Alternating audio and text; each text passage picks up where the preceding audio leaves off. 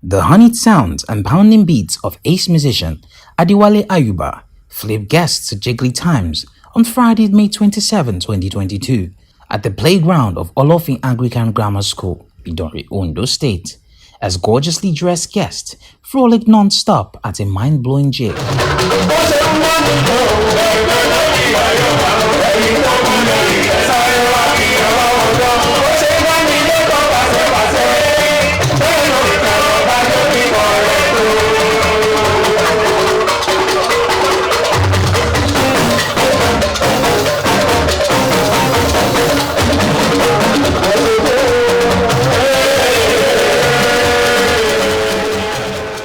The mind-boggling gig, which rocked the length and breadth of the ancient town of Idanre to its very roots, was all about a burial like no other, and a burial which transcended its orbits to become a carnival of some sorts. It was indeed a burial of a woman who was awesome, modest, hospitable, excellent, and reliable, the late Mrs. Olanufosi Agosile.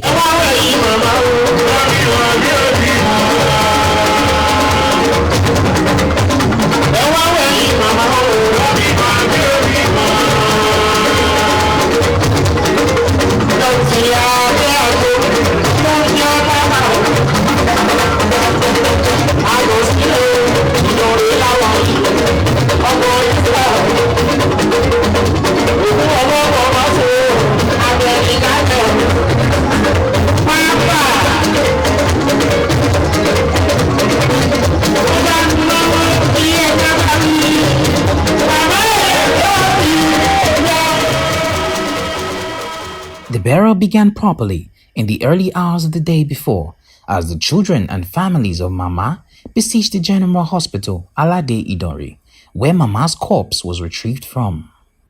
With fanfare, they all made a lovely and coordinated procession, dancing through the streets of Idanre.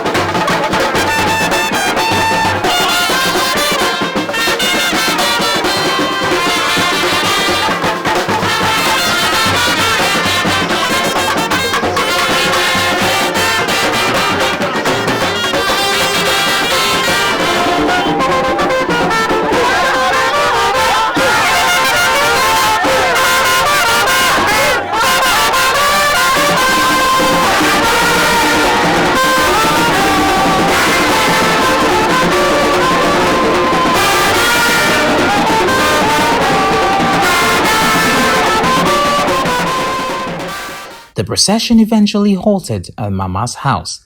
There, Ola Destiny Band thrilled everyone with good music under a convivial environment.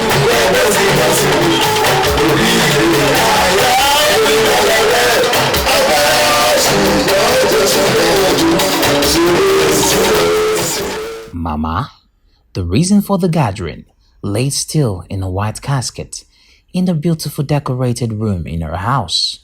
The conviviality was more pronounced later in the evening at the wake service.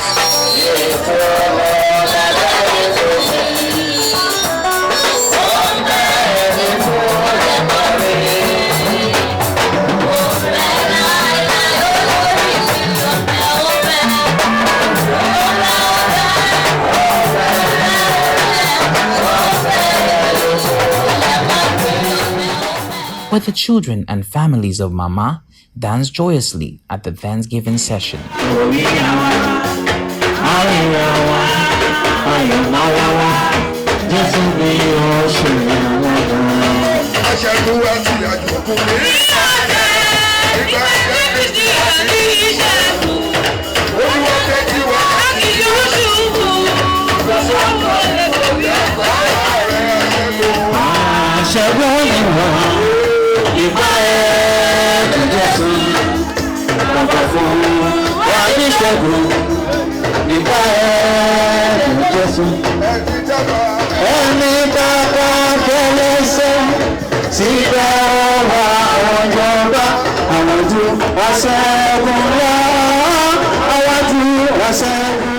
These dances did not, however, mark the close of activities for the day, as guests later converged at the business residence of one of the children of Mama, Mr. Victor Agosile, for another round of jollity.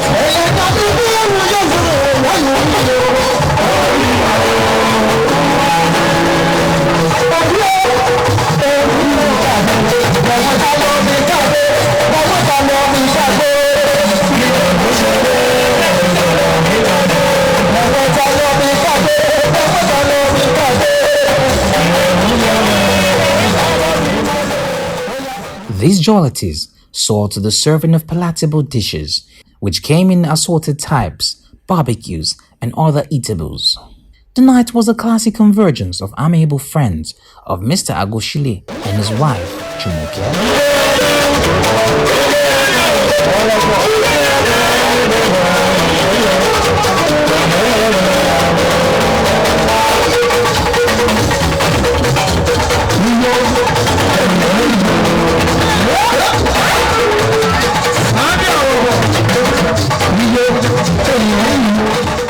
Together, they all had pleasant times, especially with the unending exchanges of banters and thrilling display of camaraderie.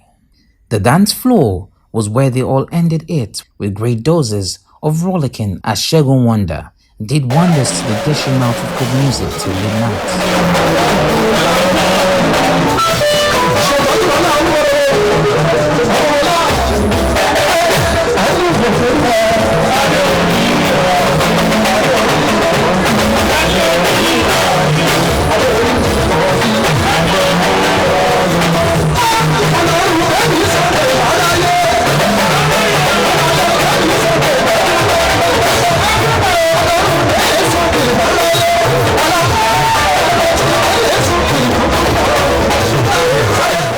The next day, the melodies continued, but this time it was the thrilling performances of the climax pallbearers that welcomed everyone to Mama's house, venue of the funeral service.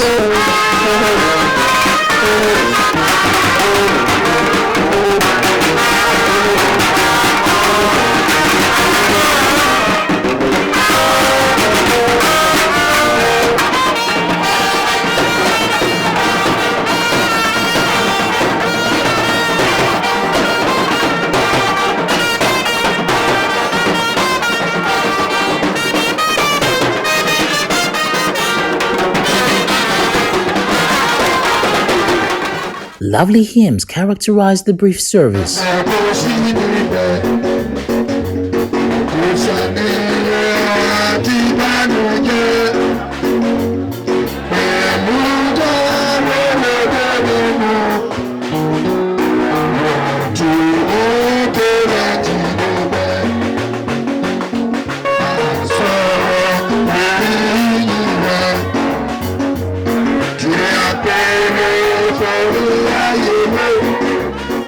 In the sermon of Pastor Elemobayo Akimbami, he charged everyone to always remember their Creator.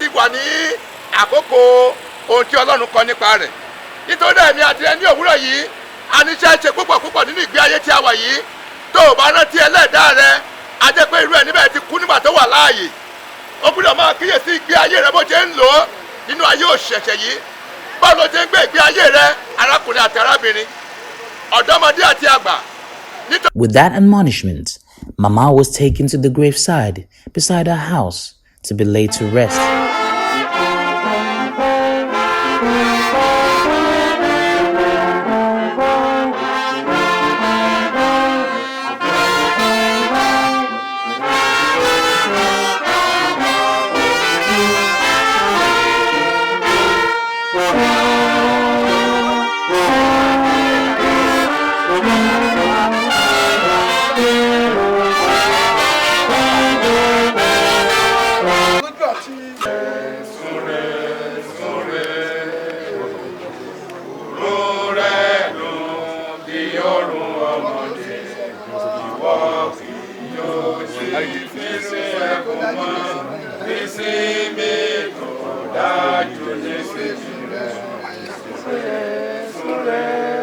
The service continued with the rendition of special hymns by the choristers.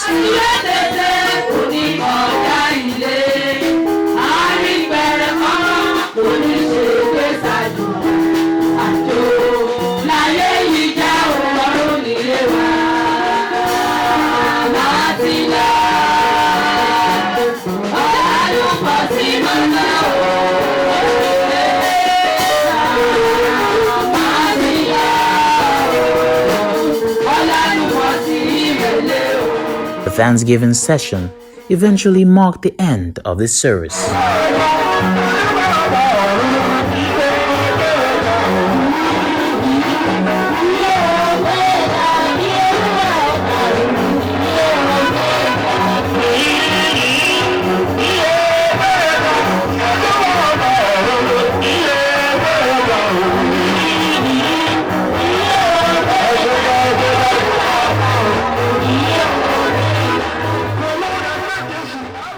Born in the year 1920 in the ancient town of Idanre, Mama was a fully fledged agriculturist as she majored in the art of purchasing and sales of cocoa. She was also involved in cocoa plantation leasing business. After the death of her first husband, Chief Simon Akimbamishile, Mama got married to Chief Banike Agosile, and the union produced children, namely Mr. Johnson Agosile, Mrs. Munisola Afolabi, Dr. Olumide Agosile, and Mr. Victor Agosile. The affable nature of these children of Mama were the reasons why eminent gents of class and women of style made their way to the expansive field of Olofing Anglican Grammar School, Odode Idanre, for an expressive reception.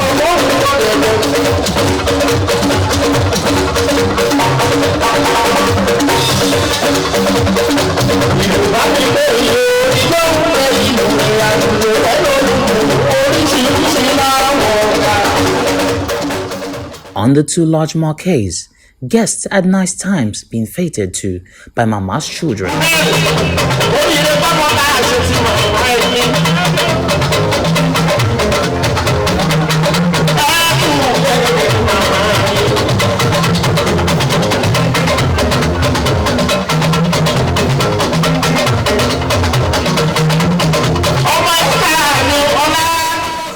In each of the marquee, there are jolly moments with Mama's children. One of the marquees, however, hosted the VIPs, with the exterior which was imposing and immaculate, and the interior which was dazzling and cozy. The ambience and aura spoke volumes of the class and high society lifestyle of the Agosiles.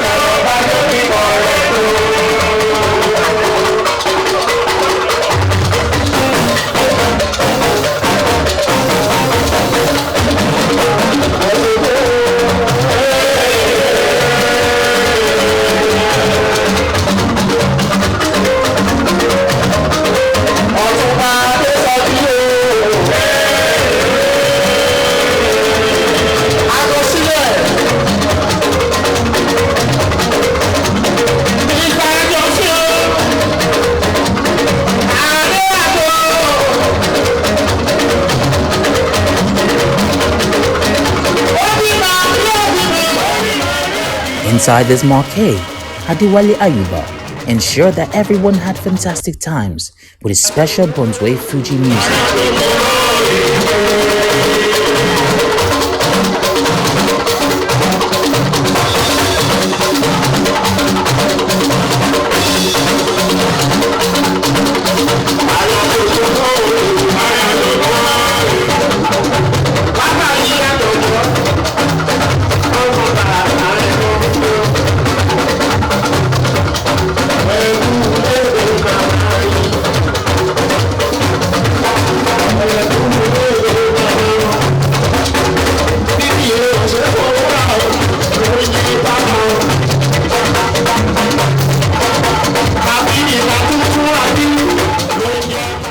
From the convergence of community elites to business gurus and to importers and exporters, high-profile guests dotted each table, and they had all the excitement as sumptuous meals of various kinds were being served with chilled wines of assorted types flowing ceaselessly.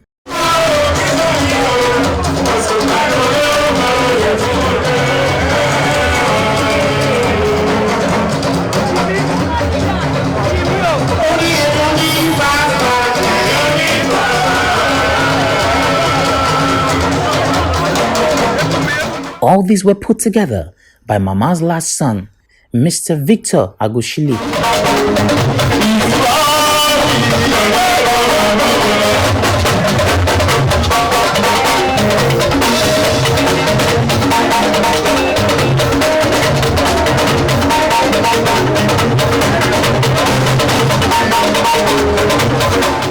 Humble and humane, he went ahead, greeted everyone, and exchanging delightful banters with them. A business tycoon par excellence, Mr. Victor Agosile is a cocoa merchant of note. He owns one of the most thriving cocoa merchandising business in Ondo State. He is the Chairman Chief Executive Officer of Blue Chili Supermarket Idanre. He is also the founder and CEO of Hilltop Hotel and Suites Idanre. Well loved by his people, he enjoys the goodwill of all sundry, especially on this day.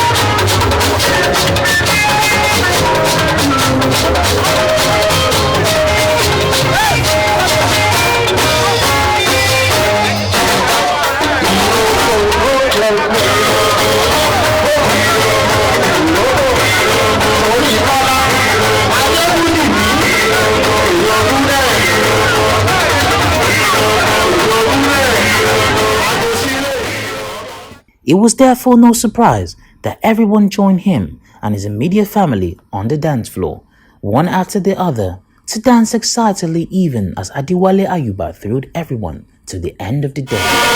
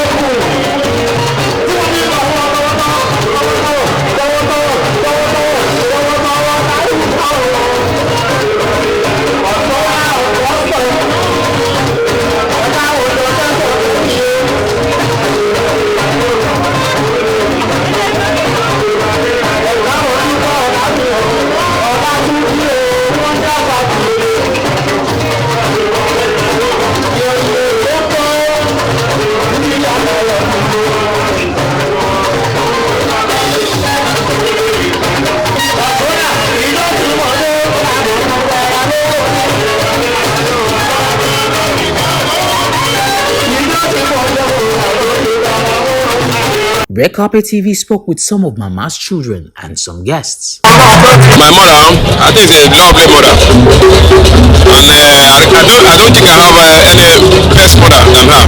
She's very caring and loving.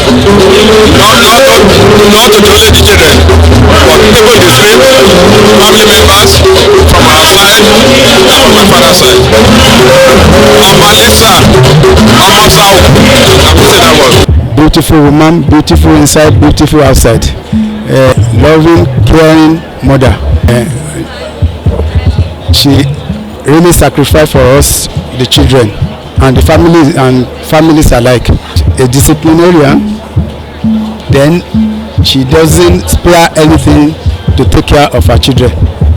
I remember when I graduated from a secondary school, I was to go for university degree that time. She was having a building project, but because of her love for education, even though she was not opportune to be well educated in the recess of it, she had to abandon that project. That for a period of 6 or so years that I stayed in the university, she diverted that money, the fund meant for the building project, for my educational advancement. So she's really a caring mother. She's a wonderful woman. She's so caring. She's a hard-working woman and care a lot, both for the children and the relatives. So she's fantastic. We really miss her. The kindness, the adequate advantages to the first, and above all, it teaches the words of God. So we really miss her. Anyone touch me when I was younger, anytime my mom wants to beat me, she'll say no. She'll feel sad, they want to beat me, whatever. And secondly, grandma cares for a lot of people. Anytime grandma is, she finds a way to give people. She gives people her clothes, whatever, she looks for a way to give people.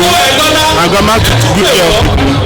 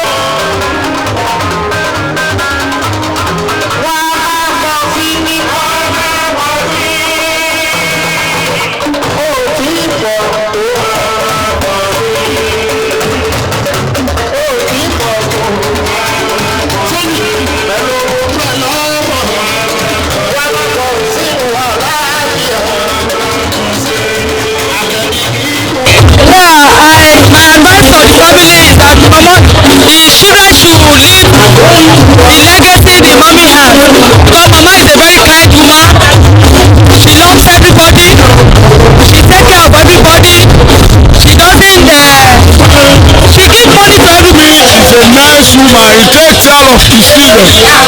Even though if we don't have anything, we go and sell his cloth to provide for their children. And the end of the provider now is what we see now today. It's a nice something. They should celebrate because Mama has done well. It's a good woman to become. Whenever we go to the house, this is first happen from. That is, it's not for the wife. Whenever we go there, the Mama always advise us that we should go also with our husband. So Mama does not joke with husband at all. Anything from 4 o'clock, Mama will say, please go and cook for your husband. So we always remember Mama as go and cook for your husband, which popularly known. So we thank God that Mama lives long. That their children, wash and My advice is that the legacy that Mama has left behind, they should continue. Good name is better than riches, and they should learn to train their children so that they can become much better. And the humanitarian gesture of the woman, they should learn it. We used to call her Yimlan Fosi, but you buy it so now will be Fosi. But I short it to say Yimlan Fosi. Very nice one, very caring. In fact, after the death of her husband, she has been single-handedly take care of the children, and that is why all of us are turning up today in the street, in our street, because we live. My father's house face the husband's house, so it developed all of us. We will go there when we don't have food. We go to her house. She will give us food when we are in school. You know how children used to roaming about. She will not stress us out. Anytime anything we ask from her, she will give us. It treated us like her own son, like her own children. So I advise to the children, they should follow the footsteps of their mother. And it's very good for you to take care of your children. When you take care of your children will take care of you at old age. Mother, a virtuous woman. We grew up on the same street, and Mama had always been a wonderful mother. Very pleasant, very wonderful, very fruitful, very grateful. Nice one. I pray the Almighty God will comfort and console his family, and that the children, they should emulate Mama, particularly as a family person, somebody that will be a rallying point among family members. May Mama's soul rest perfectly in the bosom of the Lord. From the Redcarpet TV crew, we felicitate with the children of Madame Olanfosi Agosile, especially Mr. Victor Agosile, on the success of the burial of their matriarch.